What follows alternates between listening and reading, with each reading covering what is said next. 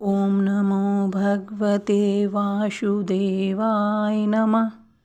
श्रीमन नारायण जी, लक्ष्मी नारायण जी, राधे राधे।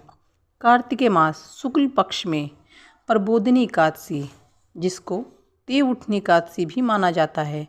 देव उठनी एकादशी से जो भी शुभ कार्य करते हैं, शुभ विवाह जैसे तुलसी विवाह, शालिग्राम भगवान जी के साथ में आदि शुभ कार्य करने प्रारंभ हो जाते हैं। तो इस दिन यहाँ पर भगवान शालिग्राम जी के साथ में तुलसी विवाह किया जाता है। तो आइए हम प्रबोधिनी एकादशी, देव उठनी एकादशी का महात्म्य और कथा प्रारंभ करने जा रहे हैं। अगर आप हमारे चैनल पर नए हैं तो कृपया करके चैनल को सब्सक्राइब कीजिएगा और बेल आइकन ऑन कीजिएगा, ताकि आपको आने वाली हमारी सभी वीडियो का नोटिफिकेशन मिल जाए। और कृपया करके बड़े प्रेम से यहाँ पर कमेंट बॉक्स में श्रीमन नारायण जी, लक्ष्मी नारायण जी या फिर राधे राधे ज़रूर लिखिएगा। तो आइए शुरू करते हैं प्रबोधिनी एकादशी, देव उठनी एकादशी का महात्म्य और कथा। तो आइए शुरू करते हैं। ये एकादशी जो भी होती है, इसमें श्री कृष्ण जी को, प्रभु जी को, श्री हरि को, युधिष्ठिर जी के विषय में बात होती है। तो आइए शुरू करते हैं। युधिष्ठिर जी ने पूछा, श्री कृष्ण, मैंने आपके मुख से रमा का यथार्थ महात्म्य सुना।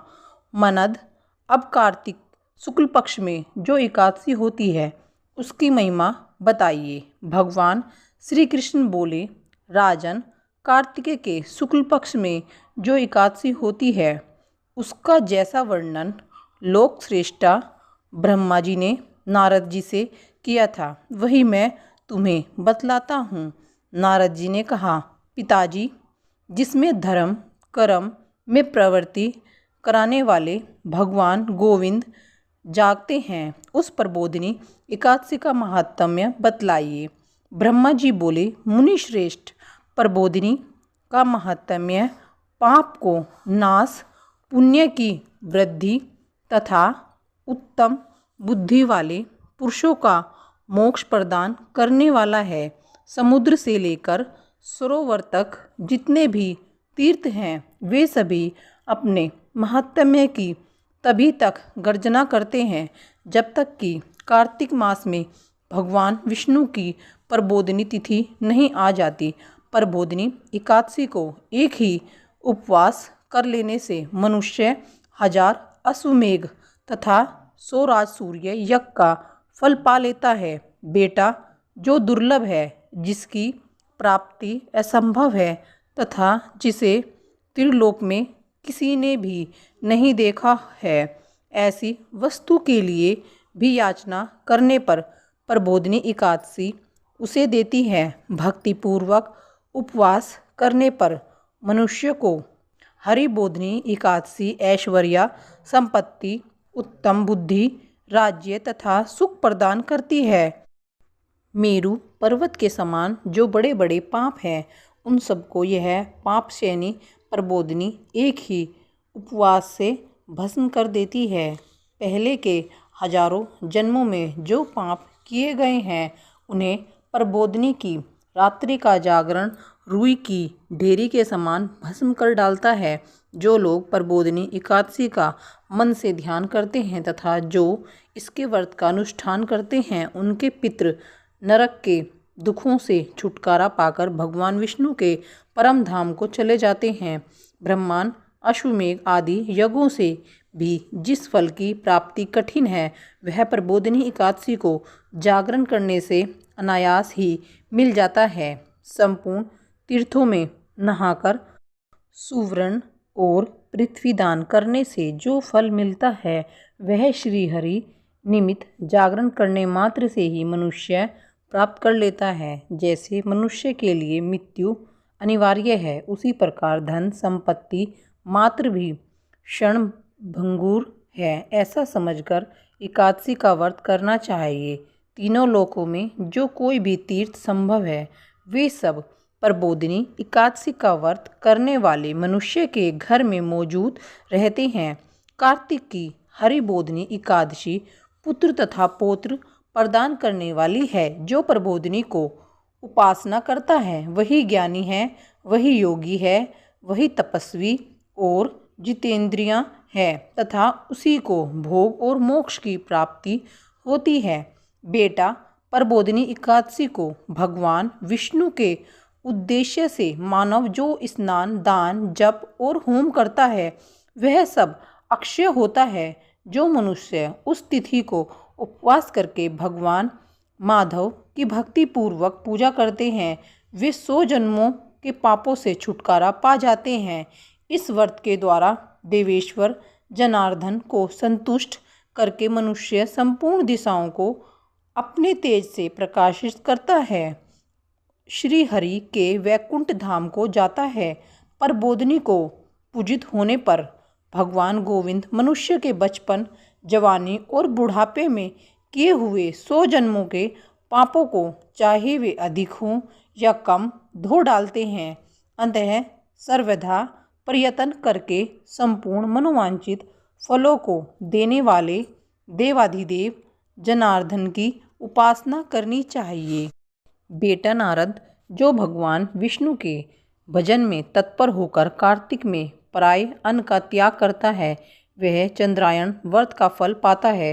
जो प्रतिदिन शास्त्रीय चर्चा से मनोरंजन करते हुए कार्तिक मास व्यतीत करता है वह अपने संपूर्ण पापों को जला डालता है और 10,000 यज्ञों का फल प्राप्त करता है। कार्तिकेय मास में शास्त्रीय कथा के कहने सुनने से भगवान मधुसूदन को जैसा संतोष होता है वैसा उन्हें यज्ञ, दान अथवा जप आदि से भी नहीं होता है। जो शुभ कर्म परायण पुरुष कार्तिकेय मास में 1 या आधा श्लोक भी भगवान विष्णु की कथा बाँचते हैं उन्हें 100 गोदान का फल मिलता है। महामुनि कार्तिकी में भगवान केशव के सामने शस्त्रों का स्वाध्याय तथा श्रवण करना चाहिए। मुनि श्रेष्ठ, जो कार्तिक में कल्याण प्राप्ति के लोभ से श्री हरि की कथा का प्रबंध करता है वह अपनी 100 पीढ़ियों को तार देता है। जो मनुष्य सदा नियम पूर्वक कार्तिकेय मास में भगवान विष्णु की कथा सुनता है उसे सहस्त्र गोदान का फल मिलता है। जो प्रबोधिनी एकादशी के दिन श्री विष्णु की कथा श्रवण करता है उसे 7 पापों से युक्त पृथ्वी दान करने का फल प्राप्त होता है। मुनिश्रेष्ठ, जो भगवान विष्णु की कथा सुनकर अपने शक्ति के अनुसार कथावाचक की पूजा करते हैं उन्हें अक्षय लोक की प्राप्ति होती है। नारद, जो मनुष्य कार्तिक मास में भगवत संबंधी गीता तथा शास्त्र विनोद के द्वारा समय बिताता है उसकी पुनर्वृत्ति मैंने नहीं देखी है। मुनि, जो पुण्यात्मा पुरुष भगवान के समक्ष गान, नित्य वाद आदि और श्री विष्णु की कथा करता है वह तीनों लोकों के ऊपर विराजमान होता है। मुनिश्रेष्ठ, कार्तिक की प्रबोधिनी एकादशी के दिन बहुत से फल, फूल, कपूर, अर्घ्य, जौ और कुमकुम के द्वारा श्री हरि की पूजा करनी चाहिए। एकादशी आने पर धन की कंजूसी नहीं करनी चाहिए क्योंकि उस दिन दान आदि करने से असंख्य पुण्य की प्राप्ति होती है। प्रबोधिनी को जागरण के समय शंख में जल भरकर फल तथा नाना प्रकार के द्रव्यों के साथ श्री जनार्दन को अर्घ्य देना चाहिए। संपूर्ण तीर्थों में स्नान करने और सब प्रकार के दान देने से जो फल मिलता है वही प्रबोधिनी एकादशी को अर्घ्य देने से करोड़ गुना होकर प्राप्त होता है। देवेश, अर्घ्य के पश्चात भोजन, अच्छा दान और दक्षिणा आदि के द्वारा भगवान विष्णु की प्रसन्नता के लिए गुरु की पूजा करनी चाहिए। जो मनुष्य उस दिन श्रीमद् भागवत गीता की कथा सुनता अथवा पुराण का पाठ करता है उसे एक एक अक्षर पर कपिलादान का फल मिलता है। मुनिश्रेष्ठ, कार्तिक में जो मनुष्य अपनी शक्ति के अनुसार शास्त्रों के रीति से वैष्णव व्रत एकादशी का पालन करता है उसकी मुक्ति अविचल है। कार्तिक के एक पत्ते से पूजित होने पर भगवान गरुड़ध्वज 1000 वर्ष तक अत्यंत तृप्त रहते हैं। देवेश, जो अगस्त के फूल से भगवान जनार्दन की पूजा करता है उसके दर्शन मात्र से नरक की आग बुझ जाती है। वत्स, जो कार्तिक में भगवान जनार्दन को तुलसी के पत्र और पुष्प अर्पण करते हैं उनका जन्म भर का किया हुआ सारा पाप भस्म हो जाता है। मुनि, जो प्रतिदिन दर्शन, स्पर्श, ध्यान, नाम, कीर्तन, सत्वन, अर्पण, सेचन, नित्य पूजन तथा नमस्कार के द्वारा तुलसी में 9 प्रकार की भक्ति करते हैं, वे कोटि सहस्त्र युगों तक पुण्य का विस्तार करते हैं। नारद, सब प्रकार के तुलसी दल पुष्पाणि यह गच्छन्ति जनार्दन कार्तिके सकल वात्स्य पाप जन्मजाति देहा दुष्टा स्पाष्ट वो ध्याता कार्तिता नमस्ता स्तुता रोपिता सचेता नित्य पूजिता तुलसी नेता नवेदा तुलसी भक्ति ये कुर्वन्ति दिने दिने युग कोटि सहस्राणि तन्वन्ति सकृष्ट मुनि। अर्थात फूलों और पत्तों को चढ़ाने से जो फल होता है वह कार्तिक मास में तुलसी के एक पत्ते से मिल जाता है। कार्तिक आया देख, प्रतिदिन नियम पूर्वक तुलसी के कोमल पत्तों से महाविष्णु श्री जनार्दन का पूजन करना चाहिए।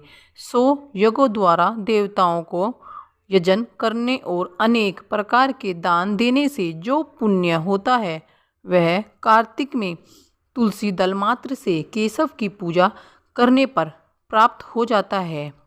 श्रीमन नारायण जी, लक्ष्मी नारायण जी, प्रेम से बोलिए ओम नमो भगवते वासुदेवाय नमः। आज की कथा महात्म्य यहाँ पर संपन्न होती है। तो मैं आपको यह सब बताना चाहती हूँ कि कार्तिकेय मास में हम सभी को गीता का प्रथम अध्याय या महात्म्य या दूसरा अध्याय पढ़ना या सुनना चाहिए।